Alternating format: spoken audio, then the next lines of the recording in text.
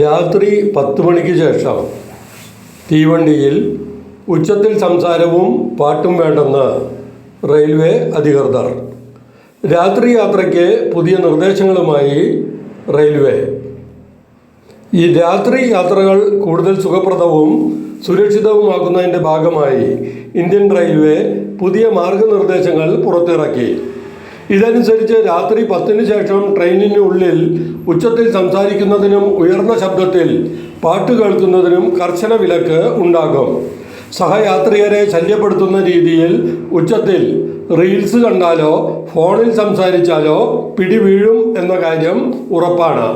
മാത്രമല്ല, പിഴത്തുകയും അടയ്ക്കണം.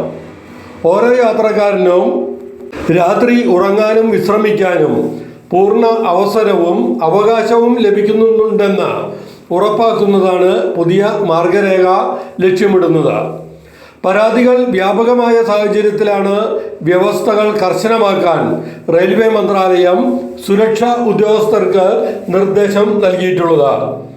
1914 റെയിൽവേ നിയമം 145 വകുപ്പ് അനുസരിച്ച് മിതശബ്ദമുണ്ടാക്കി സഹയാത്രികർക്ക് ബുദ്ധിമുട്ട് സൃഷ്ടിക്കുന്നത് കുറ്റകരമാണ്.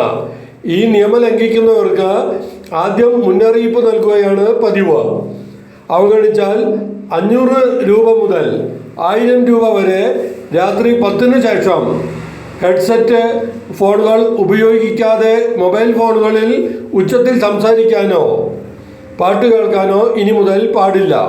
മാത്രമല്ല, രാത്രി ആവശ്യത്തിനുള്ള ഡിം ലൈറ്റ് ഒഴികെയുള്ള കോച്ചുകളിലെ മറ്റ് എല്ലാ ലൈറ്റുകളും ഓഫ് ചെയ്യണം. നിയമലംഘകരോട് ഇനി ഒരു വിട്ടുവീഴ്ചയും ഉണ്ടാകില്ലെന്നും പുതിയ മാർഗരേഖയിൽ അധികൃതർ വ്യക്തമാക്കിയിട്ടുണ്ട്. ഇത് നല്ലൊരു കാര്യമാണെന്ന് യാത്രക്കാർ പറയുന്നു.